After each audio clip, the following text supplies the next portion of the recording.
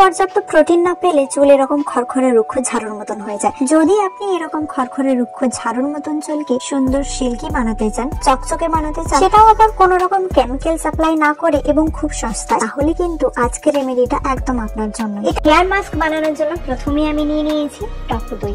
ওর hair length অনুযায়ী আমি 100 গ্রাম টক দই এখানে নিয়ে নিয়েছি। চুল যদি বাবুই পাখির বাসার মতন হয়ে গিয়ে থাকে, জট পড়ে যায়, খড়খড়ে হয়ে যায়, কোনো রকম উজ্জ্বলতা না থাকে, টক দই কিন্তু এগুলোকে ফিক্স করে। টক দই মাথা থেকে খুশকি এবং ডেড সেল রিমুভ করতে কিন্তু সাহায্য করে, চুলের আর্দ্রতা ধরে রাখতে সাহায্য করে, ফলে সহজেই চুল রুক্ষ এবং শুষ্ক হয়ে যায় না, স্ক্যাল্পের স্বাস্থ্য ভালো রাখে এবং স্ক্যাল্পের পিএইচ এর ভারসাম্য ঠিকঠাক বজায় রাখে। চুলকে কিন্তু অনেকটা পরিমাণে জেল্লাদার অর্থাৎ শাইনিও বানিয়ে দেয়।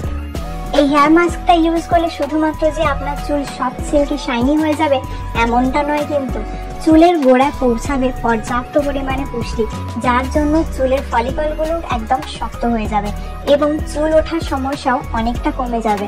প্রোটিনের অভাবেও কিন্তু চুলের এইরকম অবস্থা। এর মধ্যে অ্যাড করতে চলেছি সব থেকে সস্তা এবং সব থেকে সহজে পাওয়া যাবে এমন একটা উপকরণ, সেটা হলো অ্যালোভেরা। এবার আপনাদের মনে প্রশ্ন আসতেই পারে যে ফ্রেশ অ্যালোভেরা যদি না থাকে তাহলে কি মার্কেট বেসড অ্যালোভেরা আপনারা ইউজ করতে পারবেন? ডেফিনেটলি পারবেন। তবে হ্যাঁ, জ্ঞানের কথায় ফিরে আসি, ছোট্ট একটা অ্যালোভেরা গাছ লাগিয়ে নিন, একটা গাছ লাগিয়ে নিন, তারপর দেখবেন বাগান হয়ে গিয়েছে। ফ্রেশ অ্যালোভেরা যদি আপনি ইউজ করতে পারেন, সেটা কিন্তু একদম পিওর, একদম ন্যাচারাল, আর কোনো রকম ইনভেস্টমেন্ট আপনার লাগবে না, আপনার কোনো রকম টাকা পয়সা খরচ হবে না। আর আপনি যদি মার্কেট বেসড অ্যালোভেরা জেল কিনতে চান, সেই ক্ষেত্রে কিন্তু আপনাকে টাকা একটু বের করতে হবে। হেয়ার লেন্থ অনুযায়ী এতটা পরিমাণে পাতা আমি কেটে নিয়েছি। পাতাটা কাটার পরে কিছুক্ষণ কিন্তু রেখে দিতে হবে, তারপর ভালো করে ধুয়ে নিতে হবে যাতে ইয়েলো রেশিন বা পাতায় থাকা হলুদ হলুদ আঠাটা বের হয়ে যায়। এই আঠাটা কিন্তু থাকলে চুলকানি হতে পারে, মাথার মধ্যে অনেক রকম প্রবলেম আসতে পারে, সেই জন্য এই আঠাটা বের করে নিতে হবে। তারপর আস্তে আস্তে জেলটা এর মধ্যে থেকে বের করে নিতে হবে। চাইলে চামচের সাহায্যেও কিন্তু জেলটা বের করে নিতে পারেন। অ্যালোভেরা কিন্তু চুলের জন্য ভীষণ উপকারী উপাদান। এটা চুলকে ভীষণভাবে ময়েশ্চার রাখে, এটা চুলকে হাইড্রেটেড রাখে, ম্যানেজেবল বানায়, এটা চুলকে ফ্রিজ ফ্রি রাখে, চুলের উজ্জ্বলতা বাড়িয়ে দেয়, চুলকে দ্রুত গতিতে লম্বা করে। এর সাথে সাথে কিন্তু মাথা থেকে খুশকি তাড়াতেও ভীষণভাবে উপকারী এই অ্যালোভেরা। এরপর এর মধ্যে আমি একটি এমন উপকরণ দেব যেটা আমি আগে রাত্রে জলে ভিজিয়ে রেখেছিলাম, সেটা তোমরা সবাই চেনো, যেটা মেথি দানা। মেথি দানাটাকে আমি 2 চামচ মেথি দানা আর সঙ্গে 1 কাপ জল দিয়ে ভিজিয়ে রেখেছিলাম, সেটাই এখন এই মাস্কটার মধ্যে আমি দিয়ে দেবো। মেথি দানা চুলের জন্য কতটা উপকারী সেটা তোমরা প্রত্যেকেই জানো। মেথি দানা চুলকে মজবুত করতে, লম্বা করতে সাহায্য করে, চুল পড়া বন্ধ করতেও সাহায্য করে। এখানে আমি ভেজানো মেথি আর জল পুরোটাই দিয়ে দেবো, কারণ পুরোটাই এর জন্য উপকারী, জলটাও ফেলবে না কেউ, জলটাও খুব উপকারী। আর একবার এই প্যাকটা ইউজ করলে তোমরা বুঝতে পারবে কতটা রেজাল্ট একদিনে পাওয়া যায়। এখন আমি প্রত্যেকটা উপকরণ মিক্সিতে মিক্স করে নেব।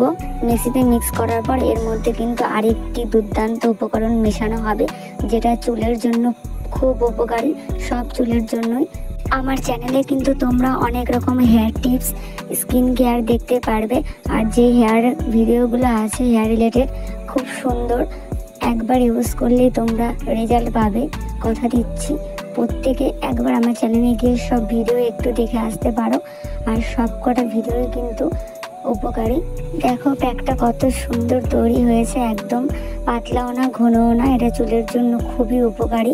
তোমরা একবার ইউজ করলে বুঝতে পারবে রেজাল্ট। মানে চুলকে সফট সিল্কি শাইনি বানানোর জন্য, চুলকে নরম বানানোর জন্য, চুলের ময়েশ্চার লক করার জন্য কোকোনাট অয়েল খুব ভালো কাজ দেয়। চুলকে ডিপ কন্ডিশনিং করে, চুলের গোড়া মজবুত করে, চুল উঠে যাওয়ার সমস্যা কমে যায়, চুলকে শাইনি বানায় এবং লম্বাও বানায়। কমেন্টে এসে অনেকে আমাকে জিজ্ঞাসা করেন যে আমার হেয়ার গ্রোথ স্টপ হয়ে গিয়েছে। চুলের জন্য আমি নানা রকম হেয়ার মাস্ক ট্রাই করছি, কিন্তু আমার হেয়ার গ্রোথ হচ্ছে না, মানে চুল বাড়ছেই না। কেন হচ্ছে এটা? কি করলে এটা হবে না? কি করলে আমার চুলটা লম্বা হবে? তো তাদেরকে আমি আগে বলবো যে আপনার চুলে কি স্প্লিট এন্ডসে পড়ে গিয়েছে, অর্থাৎ আপনার চুলের আগা কি ফেটে গিয়েছে, দুমুখো চুল যেটাকে বলে, সেই রকমই কি ভরে গিয়েছে?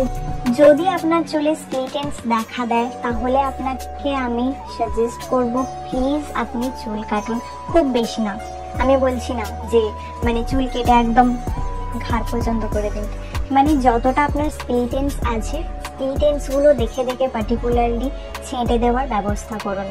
এই টেন্স গুলো কাটার পরে আপনি হেয়ার কেয়ার করুন, একটু সময় নিন, কারণ একবার ইউজেই কোনো কিছুতেই ম্যাজিক হয় না। বারবার আমি বলি, অ্যাটলিস্ট মিনিমাম 1 মাস আপনাকে ধৈর্য ধরে অপেক্ষা করতে হবে।